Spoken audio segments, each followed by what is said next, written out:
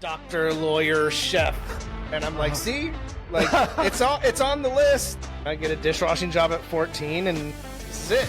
It's time for the Savour Food Podcast with Southwest Florida's favorite chef, Matt Geiger. Hi, Charlie McDermott here, the producer and the co-host, at least for this episode anyway. But the most important part of all this is I have Matt Geiger here. Matt, if you don't already know him, you soon will. Savour First Choice Catering, his company. And let me start with Matt congratulating you, or maybe Chef Matt, not maybe, definitely.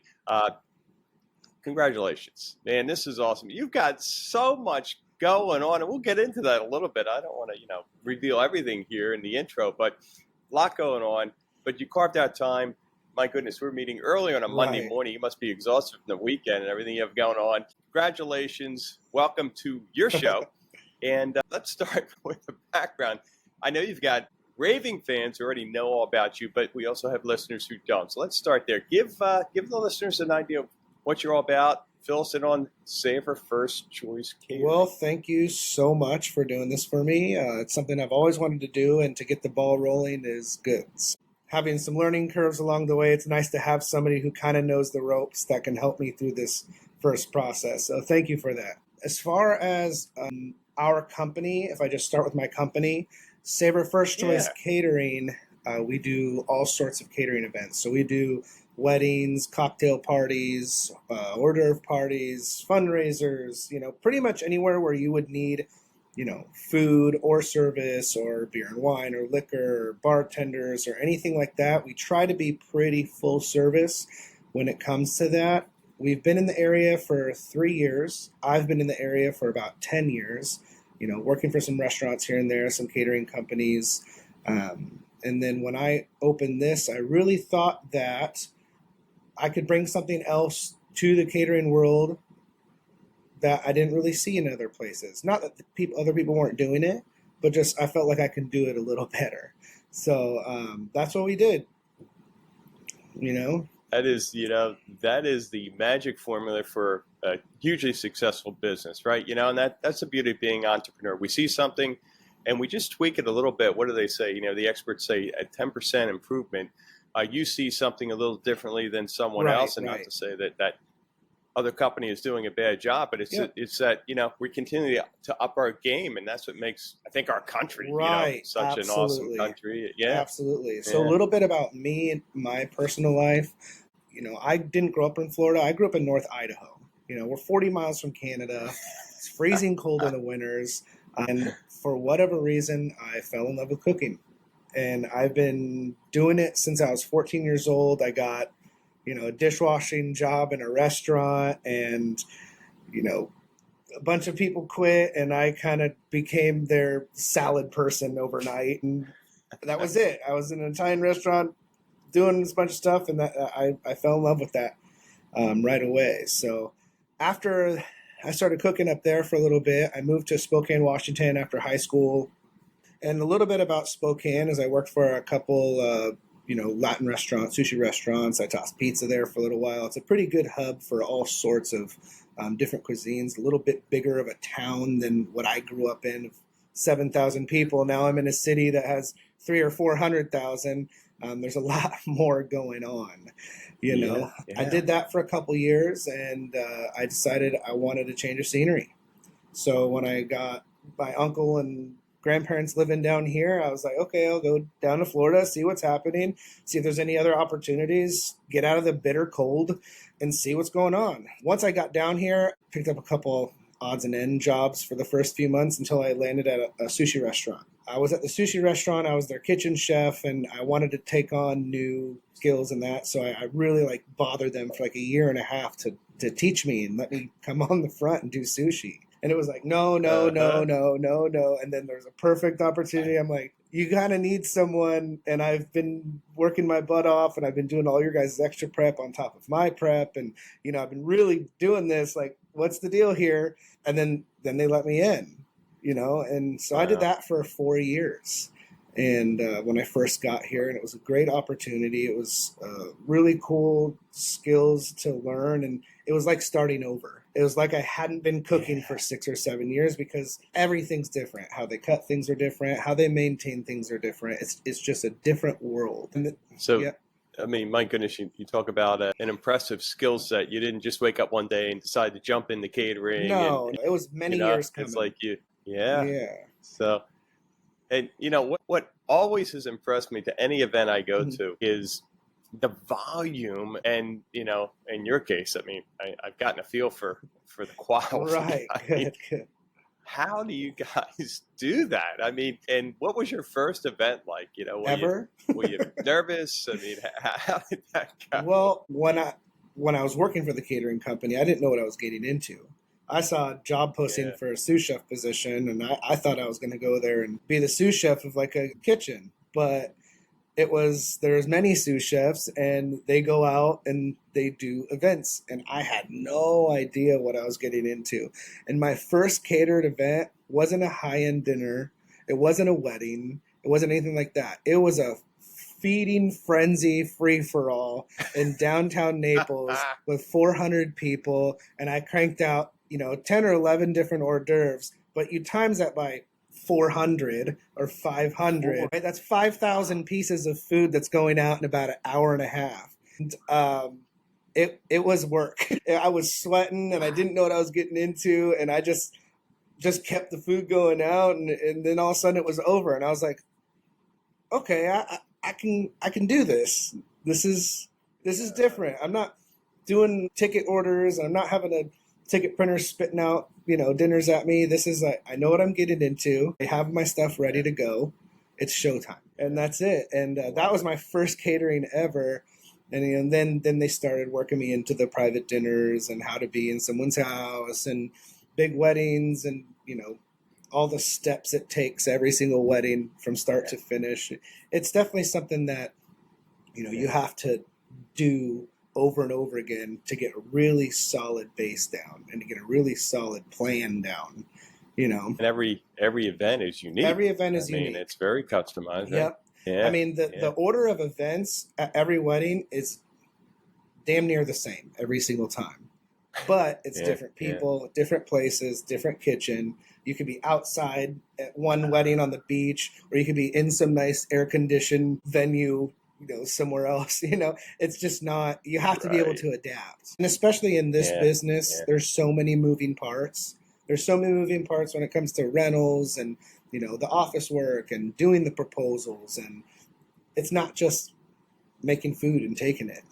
There's a million steps in there. And you're going to forget something. So you just got to be able to adapt. Boy. Yeah, it's exciting. And the beauty of having your team, because like you said, it's all about reps and getting it to the point where you can do it in your sleep and you don't miss those pieces. Right. I, again, can't imagine trying to pull that off on your own. Yeah, no Now, way. you mentioned a number of times a sous chef, and that brings back memories. We had a restaurant in my health club, and I hired this great chef, and I thought, we're all set. And he says, okay, Charlie, now we need a sous chef. Right. And I thought, well, what is that? What do you mean? What do you... So fill our listeners in who aren't familiar with what a sous chef is. So as far as like positioning, sous chef, those all stem back to what's called like a French brigade style kitchen, where everybody has a certain role, and that's the role that they do. So as far as if you're going top to bottom, your executive chef, he's the one that's making the menus, having the ideas, doing the executive stuff, making sure the orders are get done, doing all the numbers, costing, and all that stuff. More of an admin role in a lot of places, although, most places are looking for a working chef. I call it a clipboard chef. If you're not, you're just walking around seeing what everybody else is doing. As far as the sous chef goes, in my opinion, and I might be wrong and I might be called out for this, but I've been doing this for 17 years, 18 years. Sous chef position's a pretty tough position because they're the one doing the legwork. They're the one in the kitchen sweating. They're the ones next to the cooks doing everything, making sure what the executive chef's head thinks is actually getting brought to life. So they're the ones that pretty much take all those stuff from the head chef and take all the stuff from the cooks, and they're the middle person liaison between the two. From there down, you're looking at sauciers and all that. all that stuff doesn't really happen that much in kitchens that much. Generally, you have, executive chef, sous chef, and then everybody else kind of fills a station, you know. So, Yeah. I mean, I don't know. I Everybody could go has a into a role, lot more right? detail about it. I don't want to bore everybody, but it's like, obviously a saucier makes sausage, a pantry chef does all like the prep salads, that kind of Yeah. thing. Yeah. But, that's kind of how the Yeah. hierarchy works. In a French brigade style kitchen, Yeah. And then I would imagine the ability to cross train your team so that if something Absolutely. happens on the way to an event, Of course. you've got you don't have a big gaping hole there. And that's right? the doing reps part. I can teach someone how to do Yeah. one job over and over again, but until they're next to somebody else doing a different job, they don't get those reps in doing that, Yeah. So it's all about like repetitive teamwork, all that stuff. So let me ask you this. I know just talking with you over the last few months, you've been thinking about a podcast now for quite some time. Let's get into the why. What's your vision? Mm-hmm. Why are you doing the podcast? Well, I've had a million ideas of what to do on the podcast, and I listen to a lot of podcasts, and I listen to food podcasts and journalist podcasts, and I don't really get into the short stories and all that stuff, but I listen to a lot, and some of them are really good, and a lot of them want to make me snore, and I feel like there's a void here in the podcast world where we can talk about food and even do some video stuff that is like exciting and not going to bore you. So where I've kind of landed is I have a lot of ideas. I don't know exactly which avenue it's going to go, but the whole philosophy I feel like is I want to bridge the gap from the common customer to the food and beverage worker, and that could be talking to local foodies or just talking to anybody about their experiences in restaurants or local chefs in the area.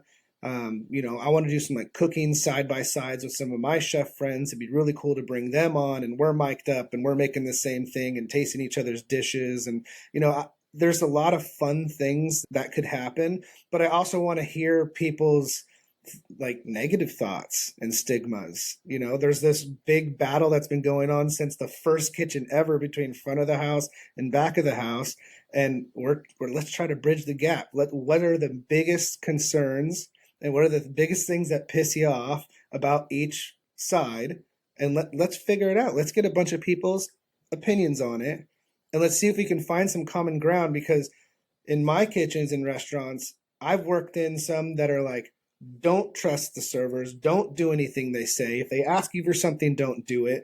Blah, blah, blah, blah, blah. And it's in my head, I'm like, but it's not you or me we're even doing this for. There's a person out there needs this, and we got to come together to figure out how to get that to the table so they're not pissed off. Right? So it has nothing to do with front of the house or back of the house or anything. So I feel like bringing all this stuff together into a podcast where I can kind of, just talk to people and see, what's the worst experience you had? Okay, why? Why was it the worst experience you had? And was there other bad experiences that made that one the worst one? And let's see if we can try to fix it and make people know what it is to do. Because there's no cookie cutter way to do anything, really. So I just think that if we can find some common ground between the customer and the common people and front of the house, back of the house and all that, and kind of bring everything together, we can have a lot of fun and not be so angry all the time. And I have my moments. I've been online just pissed off because stuff doesn't go right. But at the end of the night, you got to bring it all back together and say, we did it. It's done. Let's recollect ourselves, clean up. Let's go have a beer, and it is what it is. We'll go to tomorrow. Let's not worry about all the stuff today. And I'm really looking forward to it. Yeah. Same here. And because I had minimal experience, thank God I was never back of the house or front of the house with our restaurant. But talk about thinking on your feet. stuff happens, whether it be, whatever, I know in our case, we had to make some quick supermarket runs. And it is what it is. Because like, oh my goodness, like everyone's ordering the same thing. Yeah. And either you 86 didn't it, see that coming. A lot of restaurants just 86 it and get rid of it. That's okay, I guess, but the whole point is to not, right? It's to give the best possible experience, even if it's hamburgers and hot dogs. It's to give the best possible experience so you can keep doing business. People don't come back for mediocrity. They don't come back because that place, it was okay. It's like, no, that was the best damn hot dog I had, or I was the best filet mignon I had. It just shouldn't matter. You know what I mean? If the product isn't that great, meet them with good service. Figure it out, And I really want to talk to some other professionals in the area. Obviously, locally first, if I can get some people, maybe we do what we're doing right now with some chefs, that'd be great. Yeah. That'd be really awesome. Absolutely. I mean, there's other things that people like doing in recipe building and going, I think that would be fun too. Let's bring my mom on and make, something that she made for me growing up. That'd be great. And I think people would get a kick out of it, So I'm really excited to get this thing going and, hopefully I can get it down. Absolutely. We'll make sure of that.